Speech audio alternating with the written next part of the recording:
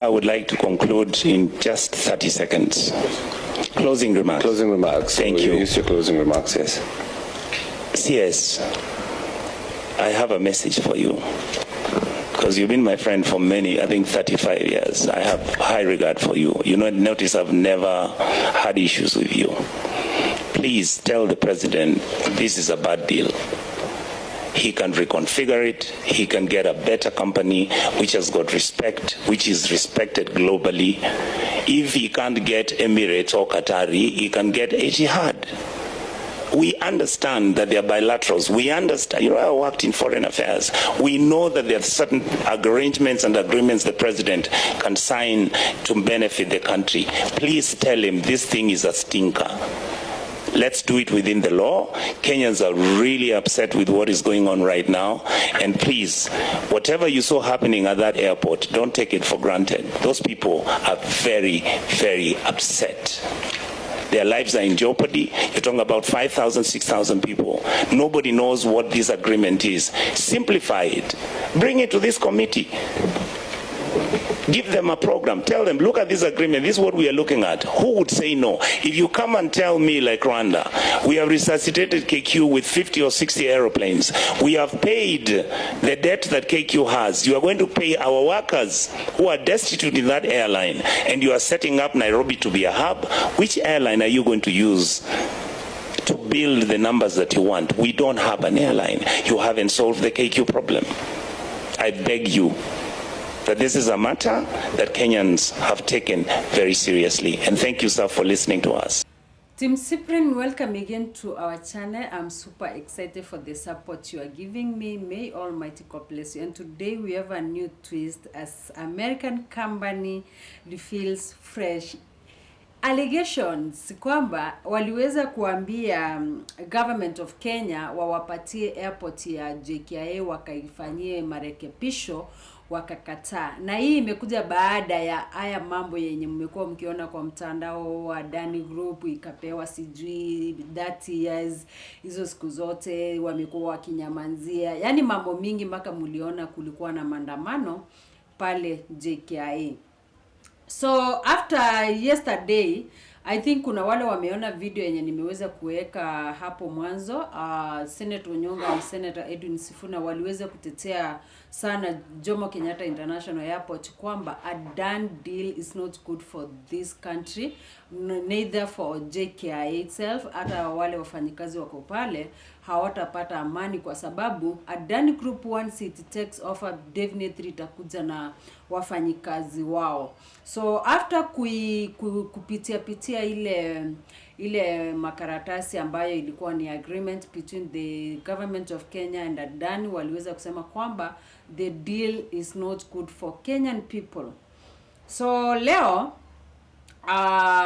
kuna US company raised concern after Dan reaches agreement on JKIA revamp deal. So I just want to read tuelewe ni nini inaendelea. But my question ni, kama kulikuwa na American company yenye ilikuwa imeoffer isaidie JKIA, why our president yakakataa? Na nipoza mimi nawaambia, mimi naona ni kama there is someone behind their Dan, amejificha ndani ya Dan, but ni shauda wa Dan. So wanataka wachukue JKIA in the name of Adani Group, but meanwhile it's not a Dan. Because kama kulikuwa na kampuni zingine zenye zilikuwa zimesema zikuje kujenga ama kurekebisha ama kufanya renovation in our JKIA, why wakakataa wakachoose Adani yenye iko na scandals all over? So that means there is something yenye Wakenya atuambiwi. And I'm super excited, I'm proud of our senators. Waliweza kukataa, wacha tuone vile mambo itakuwa.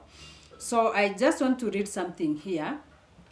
An American company has faulted President William Ruto's administration for failing to respond to its proposal to renovate the Jomo Kenyatta International Airport. So already Ruto alikuwa anajua there is an American company yenye me propose ikuje kufanya renovation in JKIA, but hawakuwahi respond.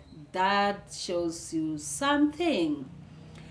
The Buenos Aires-based company in an interview with Bloomberg revealed that it submitted a presentation letter to then Transport Cabinet Secretary Kipchumba Murkomen seeking a deal to revamp the country's main airports. Let me rudia. The Buenos Aires-based company in an interview with Bloomberg revealed that it submitted a presentation letter to the Transport Cabinet Secretary Kipchumba Murkomen seeking a deal to refurb the country's main airport. So Kipchumba alikuwa ametumiwa hii presentation, but he chose to take Adani because Adani walimpatia kakitu kadogo. And we all know guys, wazungu kama mimi ndio sijui vibaya, sijui hapo kwa comment section mtatuambia. Wazungu mara mingi hawapendangi vitu za ongo. Wazungu wanapendanga vitu ziko straightforward. Maybe Murkomen alishindwa kuambia nataka kakitu kadogo ndio mpewe hii nini, hii tenda. Naye waini ni wale wao wanajua Kenya vile watu wanapenda pesa, wakapatia Murkomen kitu. So definitely Murkomen akaangalia hii pande nyingine, akaangalia hii pande, akasema hapa anaweza enda ninue mshipi ya 900, hapa anaweza enda ninue kiatu ya 1,500,000, hapa anaweza nunua saa ya 500,000. So Murkomen akaanguka nayo. Anyway, so far we haven't had any response from Kenya government to that letter of presentation, stated the company's official who spoke to the publication. The company's interest adds to a private bid by Indian billionaire Gautam Adani to take over Kenya's main airport and run it for 30 years. The concern by the U.S. company comes days after the Transport Cabinet Secretary David Churchill clarified that the privately initiated proposal was yet to be finalized as purported by a section of Kenyans. Churchill hata katae, au watu wakombaka na map venye hii nini hiyo airport ingejengwa ikae, alafu ndio wanatudanganya eti hawako wamefika final stage. Hii ni uongo. Hata Silvana Sosora alisema we are going to have a 3 layer, sijui we are going to have this, alafu natudanganya hapa ati haiko final. You leaders, how do you call it? Unatubebanga aje? Yani hao leaders wanatubebanga wajinga kiasi ya kwamba they know they can speak anything. Anyway, Churchill, while appearing before the Senate Road and Transport Committee, also noted that the deal with Adani could not affect other airports. Huyo anadanganya. Deal ilikuwa inasema the 14 airstrips pia zinaenda na Adani. Wasitubebe hivyo. The Adani privately initiated proposal is only confined to Jomo Kenyatta International Airport. It's further confined to another aeronautical and commercial development, Churchill reiterated. The minister further noted that the government had already commenced public participation in the deal and urged Kenyans to exercise patience. Public participation gani? Wewe mtazamaji wetu, kuna mahali umeona public participation anywhere juu ya Adani Group kukuja kuchukua Jomo Kenyatta? Yani hao watu wanatubebanga aje lakini? Tell me guys, have you ever seen public participation in your area? David Churchill clarification comes a week after aviation workers across the country staged demonstration protesting the government's decision to lease JKIA to the Indian conglomerates. While protesting, the airport's workers noted the deal posed a huge risk to their jobs and demanded the government's intervention on the matter. Very true. Definitely Adani Group wakikuchukua airport, new management italetwa. There are some people wenye watapoteza kazi za supervisor, management, workers wenye wako pale. Definitely hiyo nayo si chocha. Lazima watu wataenda. Pia lazima wataleta watu wao wenye wanaamini waweke managerial jobs. Hiyo nayo si uongo. Watu wengi watapoteza job.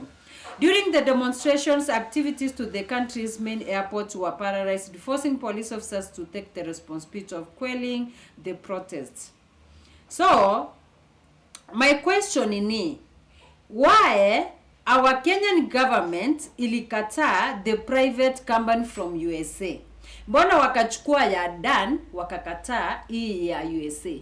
That shows like Adani Group, there are some people hiding kwa Adani Group in the name of Adani, but hawa si Adani. There is someone who wants to buy the whole of Kenya. Na nimeshinda nikiwaambia guys, if we are not very careful, tutakuja kukua slaves in our own country. There is someone hiding inside the Adani Group. There is someone who wants to buy everything in this country. There is someone who wants to sabotage this country. There is someone who wants to see this country going down. Whether you like it or not, kuna mtu anataka kuona kwamba Kenya imeisha kabisa. And that's why we have been shouting. We have been crying to all youths. Youths, come 2027, please. Don't stay at home ati kwamba unalala kwa nyumba, uko na kazi ya kufanya, utaki kuenda kutetea nchi yetu. Let's come out in large numbers. Let's register as voters, guys. Let's do civic education in our villages wherever we can manage. Na tueleze wale mashosho zetu in our local language yenye wataelewa. Ambia shosho zetu, ambia guka zetu, zile pesa ambazo tunazipokea kutoka kwa wanasiasa, baadaye wakiingia uongozini zinakuanga ndio za kwanza kuiba kutoka pale offices zao ili waweze kurudisha, because most of them wanachukua loans. After kuchukua loan itamhitaji arudishe ile pesa, lakini wakati alikupatia ulifurahia. Sasa tunabaki hapa tukilia, hatuna maendeleo, hatuna barabara, hatuna shule, hatuna madawa hospitali, watoto wa need cases ya waendi shule. Tutaishi kulia kama hatuwezi tukafungua macho. Tutaishi kulia. Na hiki kitu kenye tunashinda tukisema mtu wetu, hakuna mtu wenu. Tell me guys, last time I saw my Luo people saying like, mimi sasa kama Ambadi amewekwa hapo tuko sawa. Guys, you are sawa na uko hapo nje ukililia maisha yako. Uko hapo nje you are jobless. Uko na PhD, uko sijui na degree, uko sijui na nini, hizo vitu zote uko nazo na huna kazi na unasema mtu wetu. Mtu wetu amekusaidia nini? Mtu wenu anasaidia familia yake na relatives wake. You are not his family. Wewe ni mtu mwingine, wewe ni others. Imagine having a degree na hauna kazi na uko hapo tu na shout mtu wetu, mtu wetu. It's high time. Let's open our eyes. Let's not let these corrupt leaders brainwash our minds. Yani mko hapo tu, vijana mko hapo mnanunuliwa na 100 mnaenda kupiga kelele. Na mtu amewaipia millions of money. Are you kidding me guys? You're not serious. It's high time as Kenyans. We should wake up and stand for this Kenya. We are one Kenya. Na guys, mimi wanawaambia kila siku, we are two tribes. Mwanasiasa na mwananchi. Hao ndio watu wawili tunapigana. Na kama hatuwezi tukasimama tupigane, tuseme kwamba nchi yetu lazima ibaki vile mababu zetu waliweza kuipigania, tukapata freedom in this country, bas itakuwa imeenda. Lakini tukiungana tuseme kwamba tunaenda kusupport Morara kwa kila amesema ataenda kufanya, hapo tutatoboa. But kama ni hivyo, kama tutaki kupigania nchi yetu, basi tutapaki tukilia. Anyway guys, I don't know what you think. Mbona President Ruto alikataa na akina Murkomen ku approve the American private company kuje kurenovate JKIA, waka accept the Adani group? Do you think there is someone hiding inside Adani group? Sisi tunaofikiria ni Adani group, but it's someone is face. Ama mimi na overthink. Anyway, to Team Cyprian I can say thank you so much. Tutaendelea kuwaletea yale yanayotufikia mezani yetu, na wapenda sana. Muwe na siku njema. Good day.